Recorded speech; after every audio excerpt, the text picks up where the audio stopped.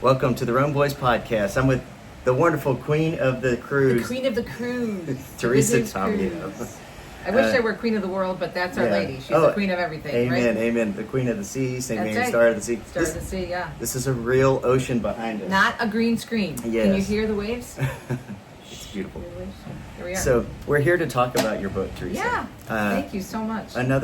You've done it again, I think Joan said from EWT. Yes. You've done it again. I agree. I'm going to put it here on the screen for you. We'll put a link in the description. But if there's anyone that we should be getting advice from about Italy, it's T. Yes. With T's yes. Italy. Yeah. So tell me about the inspiration. Tell me how you got started. Oh my goodness. Well, Tees Italy has been in the works since pre-COVID. And it really started to kick up before COVID, and then COVID hit, and of course everything shut down. And then I was able to restart it after that. And so for the past 6 years, I've been consulting with a lot of my listeners, radio listeners, and friends, and other people who've heard about me through the internet. I had so much information, all my pilgrimages and travels to Italy, that I wanted to share with people so they could have the best experience, especially from a faith perspective. And so what I do at Tees Italy, as it says on the cover of the book, you can see my logo there, is I meet with people over the phone for a 1-hour consultation. And I give them the ins and outs. I don't do bookings, I don't do their hotels or their airfare, but I give them my expertise of now living in Italy part-time. My husband and I have a home there, and also having gone to Italy at least probably well over 70 times. And the inside tips, the off-the-beaten-path suggestions, what are some of the unique churches outside of course, the major basilicas in Rome, where do you go, what time of the year do you go, all of that information which is so necessary before you spend the money to go all the way overseas and go to Italy. And so that had been going really well, and I just decided that I loved Italy so much that I wanted to put it in a book form, and I wanted to make it something that they could bring, even though it's over 416 pages. As you can see, it's still packable. You know, it's a big book, but it's still packable. You could stick it in your backpack. Absolutely. Or your carry-on easily. And I wanted to make it the ultimate guide. And if you know, on the back of the book, Chris, you can see that it says the ultimate Catholic guide. Not the ultimate guide. It is a Catholic guide, but I would say it's overall the ultimate guide, because obviously Italy is of interest to us as Catholics, but to so many people because of the beauty, because of the nature, because of the food and the wine. So I wanted to give people a really good, beautiful book, because a lot of the guidebooks are excellent in terms of where to go, what to do, where to stay, but they don't give you the heart and soul of this amazing country. And just the photo on the cover, which is Madonna della Corona in northern Italy, gives you an idea of how beautiful the country is and how unique it is. And so my husband was looking at it, and of course he was with me when I was writing it, but he wasn't aware of which photos we were putting in. He said this could easily be a coffee table book because there's so many beautiful that's a good point. photos in it, but it comes straight from my heart. You know, with the support of my husband, who's been dragging my luggage and my shoes all over Italy with me for 25 Not years. Not a bad job. But it's just, I'm so excited, I'm so proud of it, and I'm really excited to share it with people. On the trip here, on the bus, going from plane to port, right. We have some cruisers. I said, I need to introduce you because they said, we want to go to Italy and we wanted to talk to you about it. And I said, not me, I know the person. Yeah. It's T, you got to talk to Teresa. So they'll be getting the book. They're excited because it's for a lot of people, especially married couples. It's a once in a lifetime trip. Yeah. So let me ask you, you've got the tips and tricks, and you know there's so much to see. So I have to ask a very difficult question. If you were going to go to Italy and you only got to go one time, and let's say you had 2 weeks, give us a snapshot of what that might look like. Well, I think you have to sit down first and you have to think about if you're a person of faith, right? Now, most people want to see Rome anyway because Rome is Rome and you have so many amazing things to see there. But let's start with people of faith. If you're a Catholic who wants to go to experience not only the Italy the beautiful, but also the faith, then you could either start or end in Rome. But you want to see the major basilicas, St. Peter's, of course, the Sistine Chapel, the Vatican Museums. You want to see St. John Lateran, which is the Pope's church because he's the Bishop of Rome. You want to see our St. Mary Major and St. Paul outside the wall. So those are your major basilicas. Then you want to see also a number of other churches, and I have a whole list of them in the book. So there's all kinds of other great churches to see that are very unique. For example, the church, which is a little bit on the outskirts of Rome, where St. Teresa of Avila, the beautiful carving of her, St. Teresa of Ecstasy, that's another one. There's San Spirito's church also in Rome, which is where a lot of the Americans go, but it's dedicated to the Divine Mercy message. And so there's a lot of relics of John Paul II. So just in Rome alone, you've got the major basilicas, you've got some special churches, and you have ancient Rome. You have the Colosseum, and you have the Forum, and of course you also have the catacombs. So that's just a basic, and that you're going to need at least if you're a Catholic and you want to really experience Rome, you have to stay there at least 4 or 5 I days. have to interject because the wisdom that just came through, and it's just so casual for you. But let me just say this: you don't want to go to Italy alone, and you should take a take the guide. book, absolutely, And, yeah. and be prepared, because one of the nuggets of wisdom that you said was St. John Lateran's church. Right. Even us as Catholics don't realize that that's the Pope's church. That's the Pope's church. That's the Bishop of Rome's It's the church, and bishop. it's a beautiful church. And you have relics also of St. Paul there as well. And then Yes. St. Paul outside the walls where he is buried. There's also Tre Fontani where St. Paul was beheaded. And the tradition is that the reason it's called Tre Fontani, 3 fountains, which is that's what it means in Italian, is because his head apparently bounced 3 times. God love him when he was beheaded, Yeah. and fountains sprung up Wow. there. So you can actually see it in the church. But so, you look at this and you say, okay, Rome. But then you also have, I think because we're Catholic, you have to enjoy the beauty of the city in terms of the smells and the bells and the tastes and the sounds.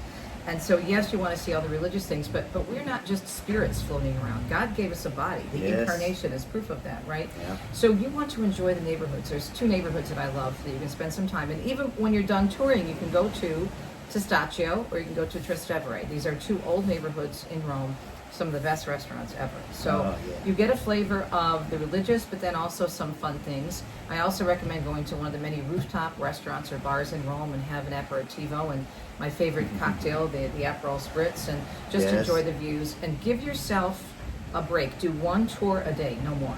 People are going to say, 1 tour a day, I want to see everything. You're not going to remember anything if you do more than 1 tour a day. As you're talking, it made me think, and that's why I give you 14 days to answer, Right. No, you need 2 weeks. I would say if you're going over there, if you can swing 3, because you have to remember you've got travel days on either end. Yeah. And Rome alone, you can't rush through Rome. I was just talking to a couple that came up to me and they're doing a cruise and they have 2 days in Rome and they've never been there and they want to see Rome in 2 days. Oh, goodness It's not gracious. possible. Good luck. They're only going to be able to see the Vatican and maybe the other basilicas. Or Yes. maybe they're going to see the Vatican and maybe ancient Rome, the Forum, or the Colosseum. They're just not going to be able to see much. Yes. So time is really, really important to give yourself that extra time. And people ask me, well, gosh, I want to see everything. You're not going to remember everything.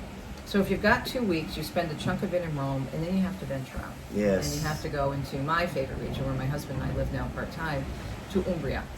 Umbria is central Italy. I know you love Assisi, and our home is very close to Assisi. Yes. However, I would recommend, in addition to Assisi, once you spend some time there and learn about St. Francis and St. Clare, is to explore around Umbria, because it is the most peaceful region, I think. Yes. And we're not even from there. Our roots are from the south. So, yes. and then you've got St. Clare of Montefalco, you have St. Rita of Cascia, you have the town of Todi, you have the town of Perugia with the Chapel of Mary's Ring, and then you have some of the best food and wine in all of Italy. And there's also waterfront, believe it or not. There's 3 lakes, or 8 lakes actually in Umbria. Yeah. There's Lago di Tresomino, which is not too far from Assisi, and there's Lake Bolsena, which is on the border of Umbria and Lazio, where Rome is. So there's a lot to do in Umbria.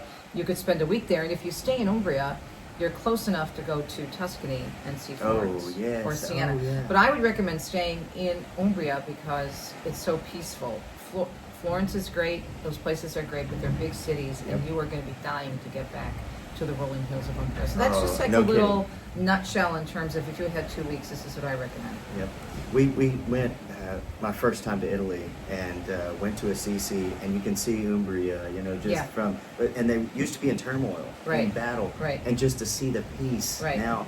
Well, that's why all the villages were walled, because there was so much infighting, and Italy, in terms of a unified country, is very young, even younger than we are, and all the different walled cities, whether it's Siena, whether it's San Gimignano in Tuscany, or whether it's Assisi, all these towns are walled because they were trying to protect themselves. So you know the ins and outs and the holes in the wall, as we would say in Texas. Yeah. So we got to go to San Giovanni Rotondo. Yeah. And which is down in Puglia, the heel of Italy. Yeah. Yes, the heel. And we just stumbled into this procession at Padre Pio's parish where he was, and it was the Queen of Mary celebration, and we had no idea, and they said, we do this like once every 3 months, and there's candles and there's thousands of people, and so there's feasts and celebrations that we lay folk don't know about. So with the guide, do you have some of those? Oh my goodness. Okay. Every chapter, as a matter of fact, because I have signature dishes and celebrations. And so I have recipes from my own kitchen, Oh, recipes goodness. from the regions. And then I also talk about the celebrations that take place. And you mentioned that one in Puglia. Umbria is filled with those, but I also have different celebrations from around Italy. And one of my favorites is, and it's kind of got more of a, it's secular, but it's also religious. It's really interesting. It's in your favorite town of Assisi, and it's called Can Lamaggio. And it is this amazing medieval festival that involves Upper Assisi and Lower Assisi, and they have this battle, and they literally have to put on this performance. They pick a theme, and usually it's based around religion, and they perform in the main piazza, the Piazza Comune in Assisi. And when I tell you it's anything beyond what I ever expected, you've probably heard about the Renaissance festivals around the U.S. Yes. Multiply that by like 150. Oh my goodness. They bring in live, large animals, oxen. There's men dressed up in medieval costumes on these beautiful horses. The whole town, they cover their lights to make them look like torches. Wow. So they turn off all the electrical lights, and so it becomes like this medieval village. And there's a competition, and it's so serious that they bring in costume designers, they bring in historians, and they bring in music experts to judge based on is their performance accurate in terms of what they're trying to portray. And it's so elaborate and it's so beautiful. And we have friends who live in Assisi full time. They're from California. They've become buddies of ours. And they invited us last year, and Dominic and I were blown away. So that's just one of them. And also in the city of Gubbio, which is my favorite town in Umbria.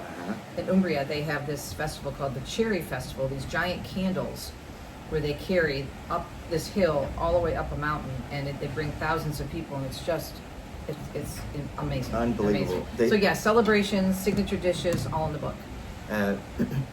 What I do love about the book is it's for everyone. Yes. I mean, yes. obviously we'll talk about, all of the shrines and the wonderful religious places, but as you've mentioned, the Forum and Colosseum, all of these great places, in your guide you make it available for everyone, anyone who wants to visit Italy, Right. in the history.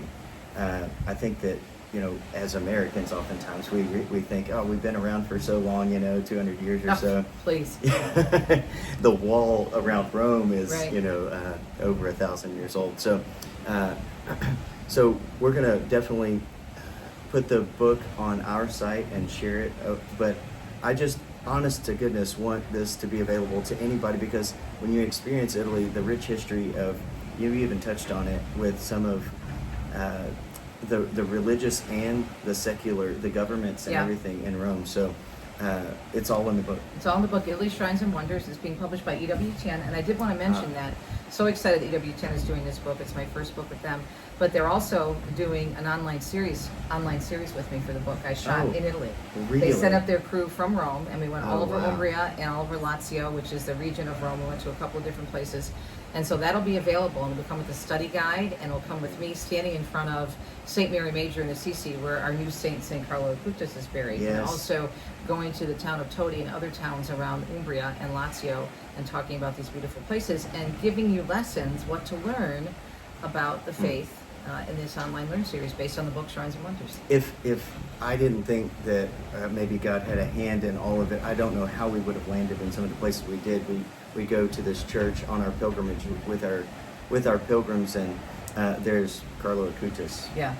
His body there, and so the things that you'll find and that you'll run into, you're going to be blown away. And I even, us coordinating the pilgrimage, I thought, okay, we were very prepared. We even prepared our pilgrims with different videos and books and things. Right. And I was trying to find something, seriously, in this process. And then here you are writing this book. That's a great suggestion, because even if you're going, so we'd love for people to travel with us at Corporate Travel. I have 2 trips coming up this year in October. You can go to my website, teresatomeo.com. But get the book and share it. I gave it to Father Chaz from the Diocese of Lansing, who's here with us, and he's leading a group. And he asked me for it, so I gave it to him because I wanted him to have it. But this is a great group for a pilgrimage leader, but also for all of you who are going on pilgrimages, and you can read it together on the bus. And when your next town you're going to, you can go to whatever town that is, whether it's Rome, Assisi, or if you're going down to the Amalfi Coast or down to see Padre Pio. It's all in there. It's all in the book. Yeah. It's all in the book. It's beautiful. And the forward and Father John Ricardo. I mean, Yes. seriously? Goodness Can you gracious. get any better than that? No, Yeah. absolutely. So it's been blessed. It's been ordained for you to get it.